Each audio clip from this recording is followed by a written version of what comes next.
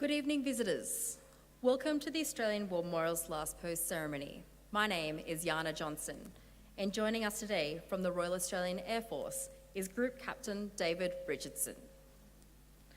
We warmly welcome the family of Air Mechanic Second Class George Lonsdale Taylor, whose story will be told shortly. We welcome the veterans who have served, those that are still serving, and the families that support them.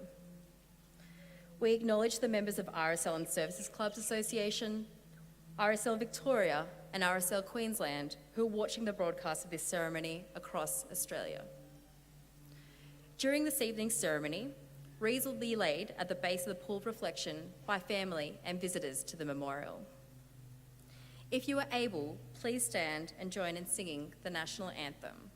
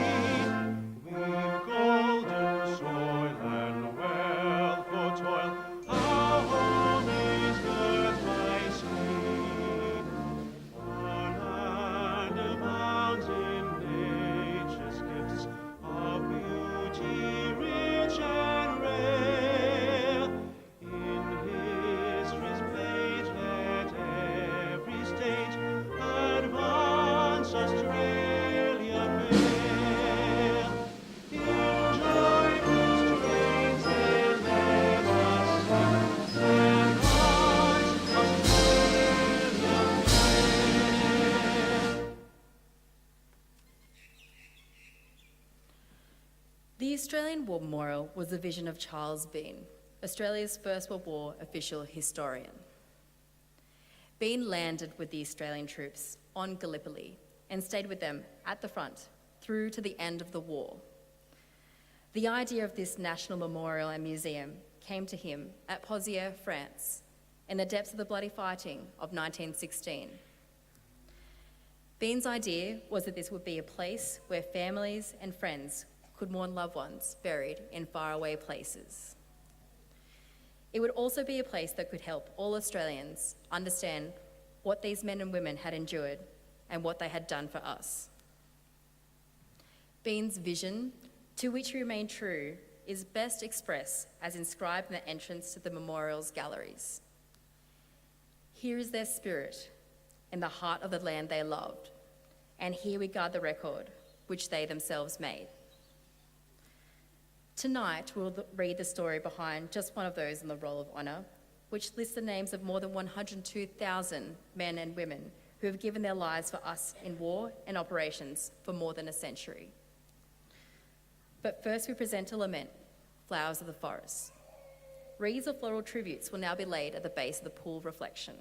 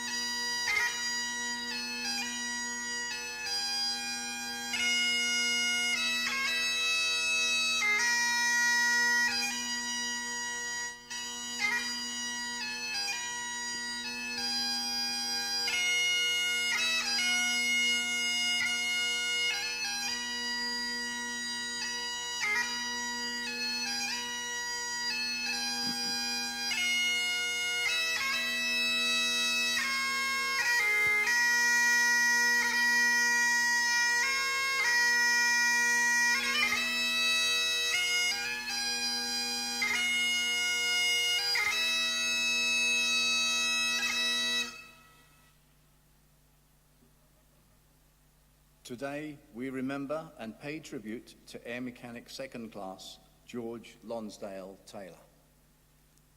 George Lonsdale Taylor was born on the 14th of July 1900 in the Melbourne suburb of Croydon, one of 5 surviving children of John Lonsdale and Emma Mary Taylor. Soon after his birth, the family moved to Albury in New South Wales, where George attended school. On leaving school, he worked as an accountant before taking work as a jackaroo and farmhand on a nearby station.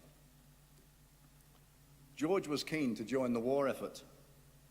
As a 17-year-old, he enlisted at Sydney Showgrounds in October 1917, falsely claiming that he was 21 years old. 3 days after he was recruited, however, his true age was discovered and he was discharged. 2 months later, in December 1917, he enlisted in the Australian Imperial Force at Grafton, this time giving his age as 19. His parents signed their consent to him serving overseas, and this attempt to join the army was successful. In February 1918, George was transferred to the 2nd Squadron Australian Flying Corps and began training at the airbase at Laverton in Victoria. He trained there as an aircraft mechanic for 8 months. On the 5th of October 1918, 101 years ago today, he embarked at Melbourne on the transport ship Zealandic, arriving in London in early December. By this time, the war had ended, and George spent Christmas at the Royal Air Force camp at Blandford in Dorset. George wrote letters home to his family while he was training and sailing. Writing to his eldest sister Ethel, George was not able to reveal military details. Instead, he asked after the family and sent his love. On board the ship to England, George worked as a mess orderly, and he signed off one letter noting that he was being called away by his corporal to organise rations. When George joined the Australian Flying Corps, aviation was in its infancy. During the war, all the belligerent powers realised the advantages that air superiority could bring, and they developed new aircraft and new tactics. By the end of the war, aeroplanes had been used as fighters, spotters for artillery, bombers, and photographic reconnaissance. The 2nd Squadron had been involved in the Allied attainment of almost complete dominance of the air by the time of the armistice. With the war over, the men of the 2nd Squadron were now sent to evaluate and study captured German aircraft. For this reason, George was sent to France in early January 1919. By the end of that month, however, he had contracted influenza and was hospitalised. He was declared dangerously ill on the 6th of February, and he died on the 11th of February 1919. He was 18 years old. Most wartime censors minimised early reports of illness and mortality, but with the papers free to report the epidemic's effects in neutral Spain, the country appeared to be particularly hard hit, and so the pandemic earned the nickname the Spanish flu. Around 500 million people were infected worldwide, resulting in the deaths of 50 to 100 million. Today, George's remains lie buried in Lille Southern Cemetery in France, near the site of the British Army's 39th Stationary Hospital, where he died. He was survived by his parents and 4 sisters, Edith, Ethel, Winifred, and Catherine. Air Mechanic Second Class George Lonsdale Taylor is listed on the Roll of Honour on my right, among more than 60,000 Australians who died while serving in the First World War.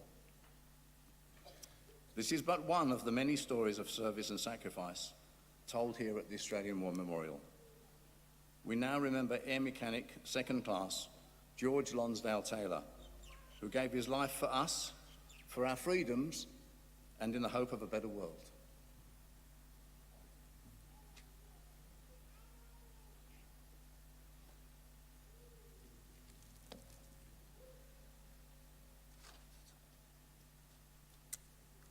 please stand for the reading of the ode and the sounding of the last post.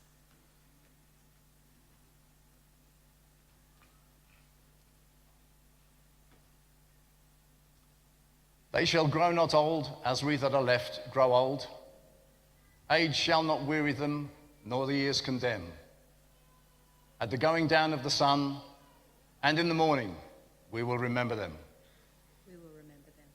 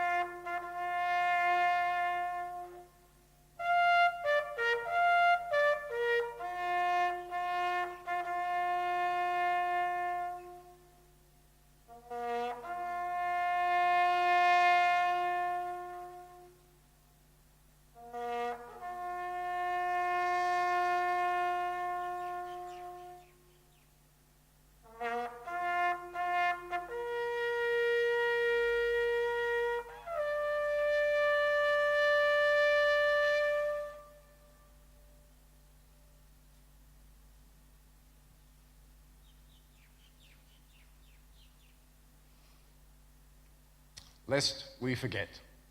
Lest we forget.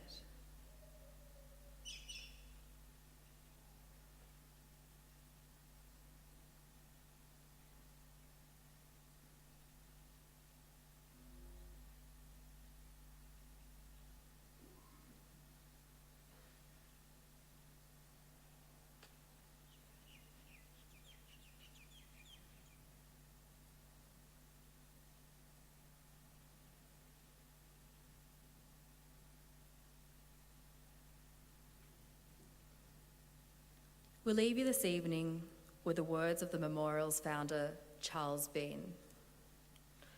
Many a man lying out there at Poziere, or in the low scrub at Gallipoli, with his poor tired senses, barely working through the fever of his brain, has thought in his last moments, well, it's over. But in Australia, they'll be proud of this. Ladies and gentlemen, girls and boys, that concludes the last post ceremony. We thank you for visiting the Australian War Memorial and we wish you all a very good evening.